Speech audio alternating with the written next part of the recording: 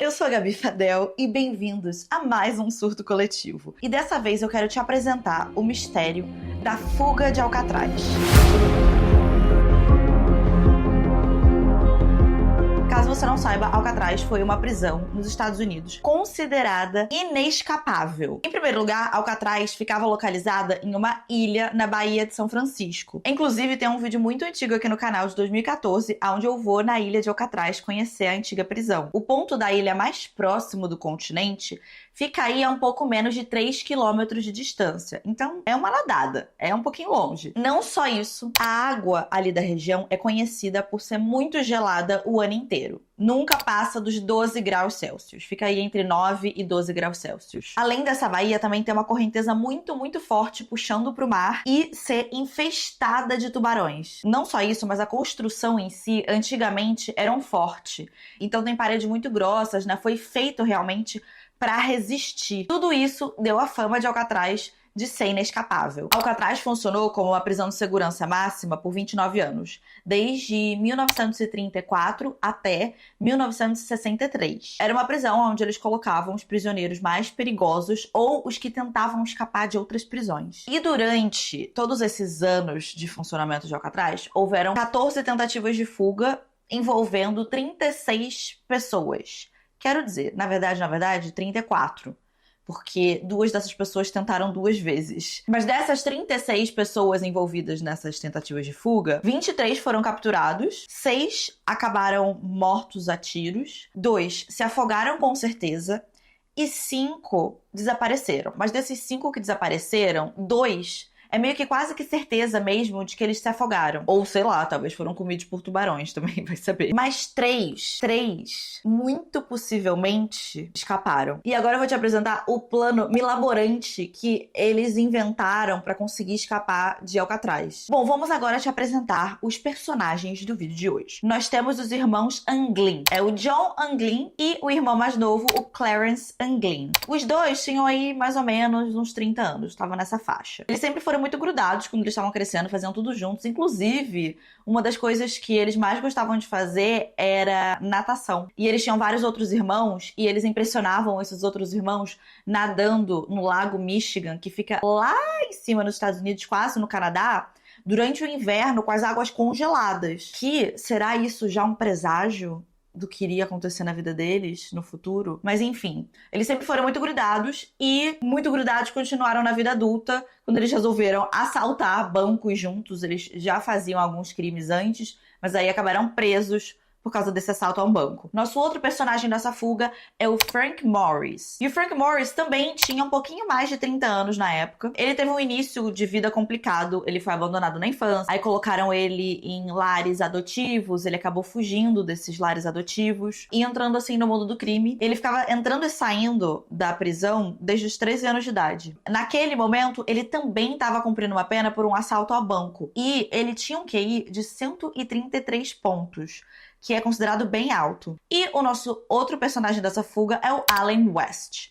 E o West, ele tinha 33 anos na época. E também ele estava desde os 14 anos entrando e saindo de prisão. Mas agora vamos ao plano. Reza a lenda, e aqui eu não quero estragar o final, mas vocês vão entender porque que é reza a lenda, que quem abordou primeiro com essa ideia da fuga foi o West. O West chegou pro Morris com um plano de fuga em 1960. O West, ele sabia que tinha uma chance muito grande de que uma cobertura de ventilação que ficava em cima do bloco B talvez não estivesse selada com concreto. Porque, claro, é uma prisão, né? Então, ele, né, pra ninguém conseguir sair. Mas que essa, especificamente, talvez não estivesse selada. E aqui, um parênteses. Manter Alcatraz era muito caro. Como você pode perceber, já tá no final aí, né, do período de vida de Alcatraz. A prisão não tava com uma manutenção muito boa. Então, é possível que tivesse, assim, uns pedaços que não tivessem selados, etc. Tava meio caindo aos pedaços um pouco. Enfim, ele sabia que se essa abertura da ventilação não tivesse selada com concreto, eles então conseguiriam usar ela para chegar no telhado da prisão. O West também começou a trabalhar com a manutenção da prisão, porque aí você pode, né, fazer diferentes tipos de trabalho quando você tá preso, né? Você escolhe o que você vai fazer. Ele escolheu o trabalho de manutenção. Isso deu a ele um acesso a plantas da prisão. Então ele sabia muita coisa sobre a estrutura do prédio, né? E o que era importante, o que não tinha, o que tinha onde. E aí depois, mais tarde, os irmãos Angley entraram nesse plano também. Em setembro de 1961, todos os 4 pediram transferência para celas que eram uma perto da outra, todas no tal do bloco B. E eram celas que eram imediatamente embaixo da tal da ventilação sem concreto. E os pedidos foram todos aprovados. Então eles se mudaram para essas celas. E foi a partir daí que eles começaram a realmente colocar o plano em ação. A primeira coisa que eles fizeram foi construir um tipo de furadeira com um motor de aspirador de pó e colher, e aí eles faziam pequenos buracos em volta da grade de ventilação. O objetivo era que eles conseguissem remover uma parte maior ali da parede para eles conseguirem passar por esse buraco. E aí talvez você esteja se perguntando, nossa, mas e o barulho, né? Se eles estavam usando um motor de aspirador de pó, sim, não tava fazendo barulho esse negócio? Pois bem, eles faziam esses furos, não só com esse motor, né, mas também às vezes à mão, bem na hora dos instrumentos, que tinha uma hora específica no dia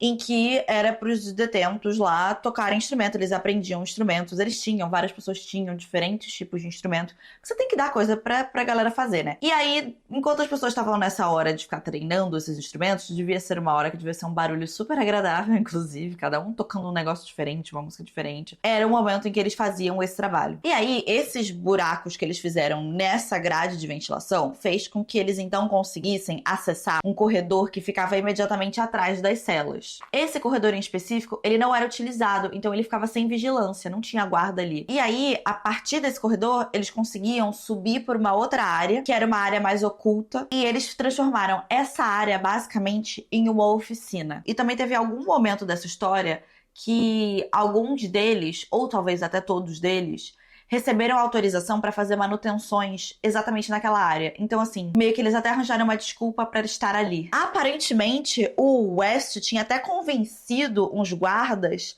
a pendurar uns cobertores ali naquela área, porque ele disse, né, essa desculpa foi, tá fazendo muita poeira. Muita poeira é pra ficar mais boa, né? Não ficar tão sujo.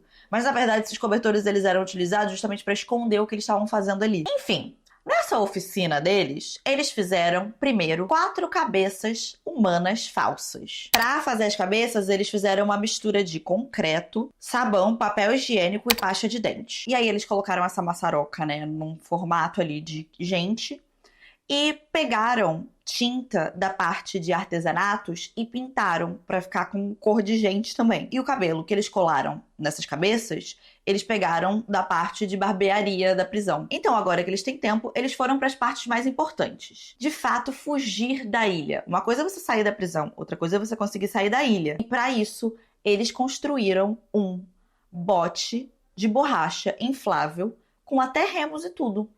Além de colete salva-vidas. Como? Talvez você esteja se perguntando. Então, São Francisco é uma cidade conhecida por chover muito. Chove pra caralho em São Francisco. Então, na prisão, eles davam pros detentos umas capas de chuva pra quando eles estivessem do lado de fora. Afinal, a galera não fica só presa do lado de dentro, né? Eles têm o direito de ir lá fora, fazer exercícios, etc.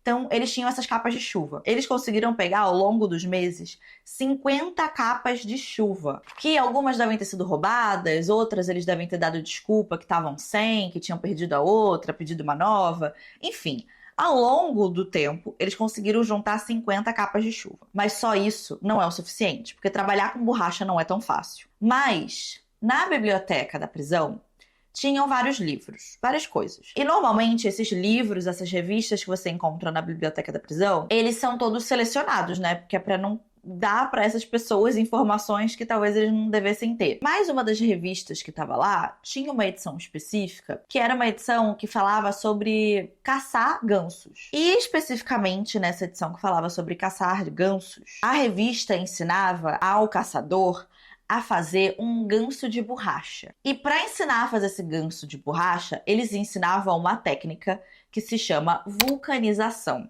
que é uma técnica onde você consegue juntar ali uma parte de borracha com outra e meio que selar essas duas partes. Então eles aprenderam essa técnica e eles deram um jeito de usar isso para construir esse bote e os salva-vidas. E para conseguir inflar esse bote, porque você se lembra, é um bote inflável, né?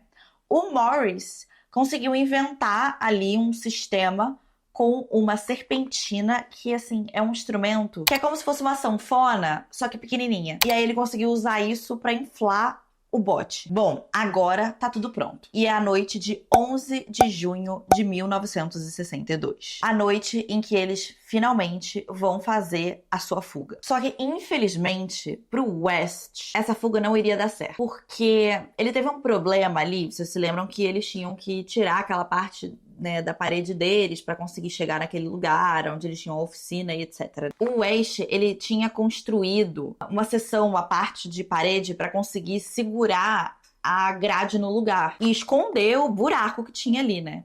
Só que, quando ele estava fazendo isso, a grade estava escorregando. Então, ele usou um pouco de concreto para fazer essa parede. Quando chegou no dia da fuga, ele não conseguiu quebrar a parede de volta a tempo de fugir. Ele acabou fazendo uma parede um pouco boa demais para o propósito. Os outros 3, eles até tentaram ajudar, eles tentaram chutar, tentaram, né, bater ali na parede, mas eles não conseguiram. E aí eles vazaram. Eles subiram para aquela parte da oficina e de lá eles subiram para o telhado com o bote, os coletes salva-vidas e o remo.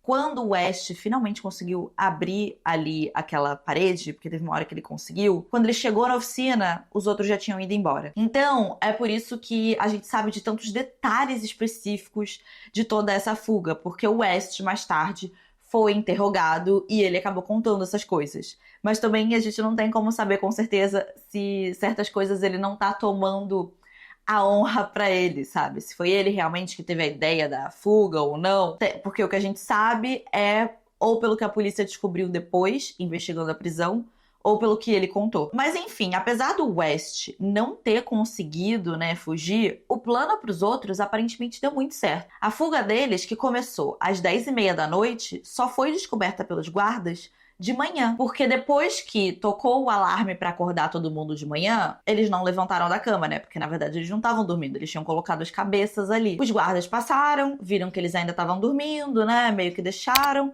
Depois falaram, essa galera não vai acordar não, e entraram nas celas pra acordar eles, pra ver o que estava acontecendo, né? Porque já estava estranho que eram 3 pessoas ali, em umas celas próximas, que não estavam acordando. Quando eles chegaram e levantaram o cobertor, eles viram que as cabeças eram falsas. Os guardas, eles até tinham ouvido um barulho estranho umas 10h30 da noite, que depois eles chegaram à conclusão, os especialistas, de que provavelmente era o barulho deles abrindo a tal da cobertura da ventilação que saía daquela parte da oficina pro telhado. Só que os guardas não foram investigar. Eles meio que falaram, não deve ser nada não, e cagaram. Então, quando, na manhã do dia 12, eles finalmente soaram os alarmes, entraram em plano de contingência e começaram a procurar pelos fugitivos, já tinham se passado muitas horas. O plano, de acordo com o que o West falou, era o seguinte: eles iriam pegar o botezinho e eles iriam navegar até a Ilha Angel, que fica mais ou menos aí 3 quilômetros de Alcatraz. Aí eles davam uma descansada e de lá eles atravessavam o Estreito de Raccoon, que tem aí mais ou menos uns 800 metros de largura, e aí eles chegariam no continente. Aí, chegando no continente, né, eles teriam que roubar um carro, roubar umas roupas e vazar. Quando os guardas descobriram essa fuga, eles começaram a procurar tudo, né, ali pela prisão. E eles encontraram muito rapidamente a oficina, o buraco no teto,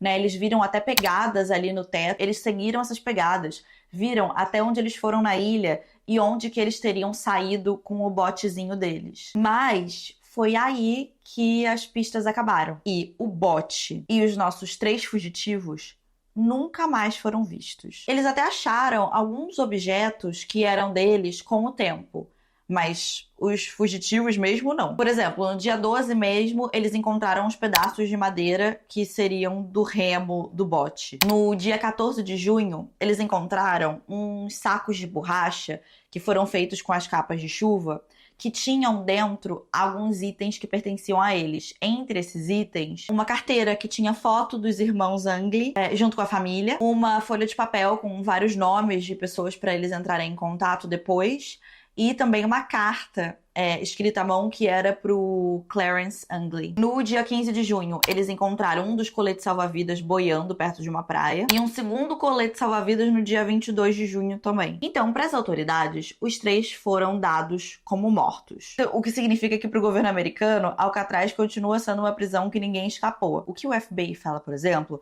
é que ninguém nunca deu queixa de nenhum crime que fosse minimamente relacionado a isso, porque era de se esperar que, caso eles tivessem chegado na costa, né, eles teriam que roubar o carro, roubar roupas, etc., já que eles não tinham nenhum dinheiro. E isso nunca aconteceu. E eles também falam que naquela noite em específico, era uma noite fria, né, tava fazendo 8 graus e a água tava 12 graus, e que nessas condições eles sobreviveriam ali, se eles caíssem na água, em torno de 2 horas e meia. Outra coisa que colabora para essa teoria é que em julho daquele ano, mais ou menos 6 semanas depois da fuga, um navio cargueiro norueguês avistou um corpo boiando a mais ou menos uns 30 quilômetros da Golden Gate Bridge. Ninguém nunca conseguiu investigar isso direito, porque eles só avisaram que eles viram esse corpo muitos meses depois, no início do outono, que foi quando eles voltaram para São Francisco, né? E aí eles entraram em contato. Mas os especialistas falam que acham difícil que esse corpo seja de algum deles, porque já tinha passado um tempo considerável desde a tentativa de fuga e as correntezas já teriam levado esse corpo para algum outro lugar. E é claro, existe a teoria de que eles sobreviveram. E aqui vale lembrar que essa coisa de você nadar ali na Baía de São Francisco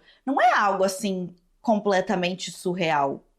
Existe um triatlon que é feito ali na cidade, onde as pessoas nadam mais ou menos essa distância ali na Baía de São Francisco todo ano. E assim, quem participa fala que realmente, assim, você tem que levar em consideração a correnteza, a temperatura e o vento muito forte, mas que nenhum participante nunca deixou de completar a parte da natação. E eles ainda estavam mais bem equipados do que uma pessoa simplesmente nadando, porque eles tinham um bote e eles tinham coletes salva-vidas. Isso era só caso acontecesse alguma coisa com o bote e eles precisassem nadar. Além disso, é dito que a grande maioria dos corpos de pessoas que se afogam ali na Baía de São Francisco, eles são achados. Eles acabam flutuando e eles são encontrados. O que nunca aconteceu com eles. E a chance seria muito alta de que isso acontecesse com eles. Porque aqui vale lembrar que é uma baía, não é um mar aberto. Também tem uns cientistas holandeses que eles resolveram recriar as condições daquela noite em que os 3 prisioneiros fugiram. E esses cientistas especificamente, eles não conseguiram fazer a façanha. Eles não conseguiram escapar de Alcatraz. Mas eles chegaram bem perto, tá? Com um bote que seria o mesmo que eles teriam feito, né? Com os remos, com as condições todas muito parecidas. Um dos cientistas que fez o experimento falou que eles não conseguiram, mas que talvez com a adrenalina do momento, porque você sabe que ou você faz isso ou você vai morrer, que tem grandes chances de que eles teriam conseguido. Tipo, os cientistas, eles estavam lá pelo entretenimento. Os nossos fugitivos não estavam lá pelo entretenimento. E existe uma diferença muito grande nas condições e no que isso faz com o seu corpo e com a sua vontade de continuar. E também tem umas outras situações misteriosas. Tem um cara chamado David Widner. E esse cara é um sobrinho dos irmãos Anglin. E esse cara, o David, ele disse que ele tem um tio chamado Robert. E que esse tio é um dos irmãos Anglin, né? Todos eles eram irmãos. Que esse tio, ele confessou no leito de morte dele para as irmãs dele, ou seja, outras irmãs dos irmãos Anglin, todos eles eram os irmãos Anglin. Ele confessou para elas dizendo que elas não precisavam se preocupar com os outros irmãos, que eles estavam bem e que eles tinham entrado em contato com ele. O David também disse que a avó dele, no caso, a mãe desses irmãos Anglins todos aí, ela às vezes recebia rosas, flores no nome dos irmãos que tinham fugido, que é o John e o Clarence. Isso depois da fuga deles em 1962. Também tem uma galera da família que acha que às vezes nos funerais, assim, apareciam umas mulheres estranhas que usavam muita maquiagem, sabe? Usavam véu e tal, e que eles acreditavam que poderia ser os irmãos disfarçados, sabe? Pra estar ali prestando as homenagens no enterro. Em 2015, também teve um programa no History Channel que mostra uma foto que seria, teoricamente, os 2 irmãos Anglin no Brasil. Isso mesmo! A história é a seguinte: 13 anos depois da fuga, um cara chamado Fred Breezy, ele estava passeando, fazendo uma viagem pelo Brasil. Enquanto ele estava nessa viagem, um belo dia ele entrou num bar e ele deu de cara com os dois irmãos Anglin. E ele reconheceu os dois porque eles eram amigos de infância, então eles conheciam. Ele acabou tirando essa foto deles e em algum momento, depois dos anos 90, ele entregou a foto pra família e falou: olha aqui, são os irmãos de vocês e tal, né? Coisa toda. Esse Fred em questão, ele já faleceu. Mas essa foto, ela acabou no programa do History Channel. Nesse programa, os especialistas do History Channel chegam à conclusão que a foto é real, que são realmente os dois. Mas os Estados Unidos não acha. O FBI discorda. Eles dizem que eles não acreditam que seja os irmãos Anglin, mas eles reconhecem que não dá pra saber realmente se são eles ou não na foto. Tipo, não dá pra dizer nem que sim nem que não. Porque a foto tá velha e eles estão usando óculos escuros na foto. Então, sim, não tem muita coisa realmente pra você conseguir discernir ali na foto e dizer com certeza se são eles ou não. É basicamente inconclusivo. Em 2018, a CBS, que é um canal de notícias dos Estados Unidos, divulgou uma carta que teoricamente teria sido escrita pelo John Anglin, um dos irmãos. Essa carta foi endereçada para o FBI especificamente em 2013. Na carta, o John diz que eles conseguiram escapar naquela noite, mas que eles quase realmente não sobreviveram. Ele disse que ele já estava com 80 anos, mas que ele estava num estado de saúde péssimo porque ele estava com câncer. E que o irmão dele e o Morris, ambos já tinham falecido. Um em 2005 e o outro em 2008. Que ele era o último sobrevivente da fuga. Ele estava entrando em contato porque ele queria receber tratamento por esse câncer. E aí ele ofereceu de divulgar qual que era a localização dele e que ele serviria uma pena de 1 ano, mas que ele receberia tratamento para o câncer. O FBI, ele tentou manter essa carta em segredo, como vocês podem perceber, já que demorou 5 anos para a carta ser divulgada. Porque o FBI diz que ele não acredita, eles nem foram atrás disso, eles falam que não acreditam que era de fato o John Anglin. A família ficou com muita raiva, porque falou: mano, essa pessoa tá dizendo que tá doente, vocês não fizeram nada, mas o FBI desconsiderou e falou assim: ah, nem é ele, deixa pra lá. Bom, e Alcatraz foi fechada 1 ano depois dessa fuga, né, em 1963, a prisão deixou de funcionar. Hoje em dia é um museu que você pode visitar se você estiver em São Francisco. E o FBI encerrou oficialmente esse caso em 1979. E até hoje a gente não sabe realmente se eles de fato conseguiram escapar ou não. O que você acha? Você acha que eles escaparam? Ou você acha que eles acabaram se perdendo no mar? Deixa aí nos comentários. Não se esqueça de curtir o vídeo se você gostou, se inscrever no canal caso você não seja inscrito ainda e vire um lindo, mágico unicórnio bem surtado. E eu vejo vocês no próximo vídeo.